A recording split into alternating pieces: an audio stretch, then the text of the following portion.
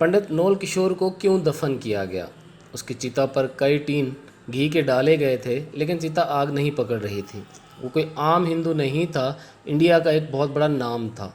इसलिए उसकी चिता को आग ना लगने वाले वाक़ये की खबर मिनटों में पूरे इंडिया में फैल गई।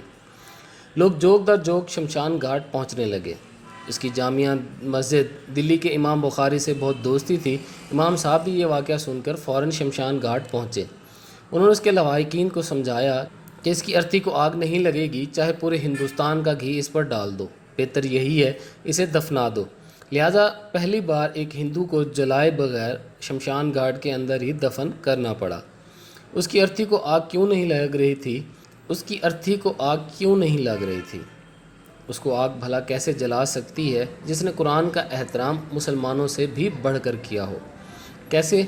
चलें तारीख़ के सफ़ों को पलट के देखते हैं। तकसीम हिंद के ज़माने में लाहौर के दो इशाती इदारे बहुत मशहूर थे। पहला दरसी कुतब का काम करता था, उसके मालिक मेसर्स अतर चंद एंड कपूर थे। दूसरा इदारा अगरचे गैर मुस्लिमों का था, लेकिन उसके मालिक पंडित नौल किशोर कुरान पाक की तबाअत व इशाअत किया करते थे। नौल किशोर ने एहतराम कुरान का जो मयार मुकर्रर किया था, वो किसी और इदारे को नसीब ना हो सका।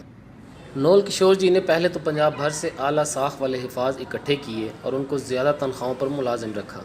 एहतराम कुरान का ये आलम था कि जहाँ कुरान पाक की जिल्द बंदी होती थी, वहाँ किसी शख्स को ख़ुद नौल किशोर जी समेत जूतों के साथ दाखिल होने की इजाज़त नहीं थी। दो ऐसे मुलाजिम रखे गए थे जिनका काम सिर्फ़ और सिर्फ एक ही काम था कि वो तमाम दिन इदारे के मुख्तलिफ़ कमरों का चक्कर लगाते रहते थे। कहीं कागज़ का कोई टुकड़ा जिस पर कुरानी आयत लिखी होती, उसको इंतहाई इज़्ज़त व एहतराम से उठाकर बोरियों में जमा करते रहते। फिर उन बोरियों को एहतराम के साथ ज़मीन में दफन कर दिया जाता।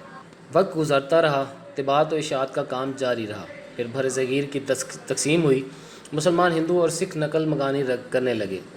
नौल किशोर जी भी लाहौर से तुर्क सकूत करके नई दिल्ली इंडिया चले गए। उनके इदारे ने दिल्ली में भी हस्ब साबिक़ कुरान पाक की तबाअत व इशाअत का काम शुरू कर दिया। यहाँ भी कुरान पाक के एहतराम का वही आलम था। इदारा तरक्की का सफ़र तय करने लगा और कामयाबी की बुलंदी पर पहुँच गया। नौल किशोर जी बूढ़े हो गए, अब घर पर आराम करने लगे, जबकि उनके बच्चों ने इदारे का इंतज़ाम संभाल लिया और इदारे की रवायत के मुताबिक कुरान हकीम की अदब व एहतराम का सिलसिला उसी तरह कायम रखा। आखिरकार नौल किशोर जी का वक्त आखिर आ गया और वो इंतकाल करके खालिक हकीकी से जा मिले। उनकी वफ़ात पर मुल्क के तौल व अर्ज़ से उनके अहबाब उनके यहाँ पहुँचे। एक बहुत बड़ी तादाद में लोग उनके क्रिया कर्म में शरीक होने के लिए शमशान घाट पहुँचे। उनकी अर्थी को चिता पर रखा गया। चिता पर घी डालकर आग लगाई जाने लगी तो एक इंतहाई हैरत अंगेज़ वाक़या हुआ। नौल किशोर जी की चिता आग नहीं पकड़ रही थी। चिता पर और घी डाला गया, फिर आग लगाने की कोशिश की गई, लेकिन बसियार कोशिश के बावजूद बेसुध एक ये नामुमकिन और नाकाबिल यकीन वाक़या था। पहले कभी ऐसा नहीं हुआ था। लम्हों में ख़बर पूरे शहर में फैल गई कि नौल किशोर जी की अर्थी को आग नहीं लग रही। मखलूक खुदा ये सुनकर शमशान घाट की तरफ उमड़ पड़ी। लोग अपनी आंखों से देख रहे थे और हैरान व परेशान थे।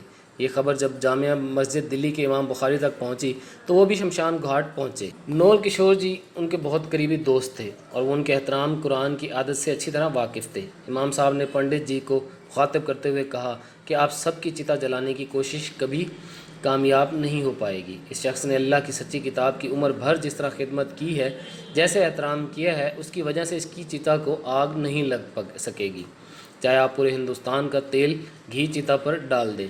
इसलिए बेहतर है कि इनको इज़्ज़त और एहतराम के साथ दफना दीजिए। चुनांचे इमाम साहब की बात पर अमल करते हुए नौल किशोर जी को शमशान घाट में ही दफना दिया गया। ये तारीख़ का पहला वाक़या था कि किसी हिंदू की चिता को आग ना लगने की वजह से शमशान घाट में ही दफना दिया गया। मैं सोच रहा हूँ कि जिनके लिए ये अजीम किताब उतारी गई है, वो इसको प्रेस कॉन्फ्रेंसों में सर पर रख कर उससे अपने मुखालफिन पर इल्ज़ाम लगाने का काम लेते हैं। इससे बढ़कर और क्या तौहीन होगी। मैं ये भी सोच रहा हूँ कि दूसरे ममालिक के कुछ गैर मुस्लिम इस्लाम दुश्मनी में इस अजीम किताब को नज़र आतिश करके समझते हैं कि बहुत बड़ा काम कर दिया। हालांकि ऐसी हरकत से सिवाय नफ़रत के और कुछ भी हासिल नहीं होने वाला। मैं नहीं जानता इस हिंदू का आखिरत में क्या अंजाम होगा, लेकिन इतना जान गया हूँ कि दुनिया में इसको आग लगाना नामुमकिन हो गया था कि आखिरत में आग इसके सामने बेबस हो जाएगी। میں یہ بھی سوچ رہا ہوں ایک ہندو احترام قرآن میں اس دنیا کی آگ سے محفوظ رہا، ہم اس کتاب پر ایمان لانے والے اگر اس کی صحیح قدر کریں گے تو یہ آگ ہمیں جہنم کی آگ سے کیوں نہیں بچائے گی۔ انشاءاللہ میرا ایمان ہے کہ یہ ہمیں ضرور اس جہنم کی آگ سے بچائے گی۔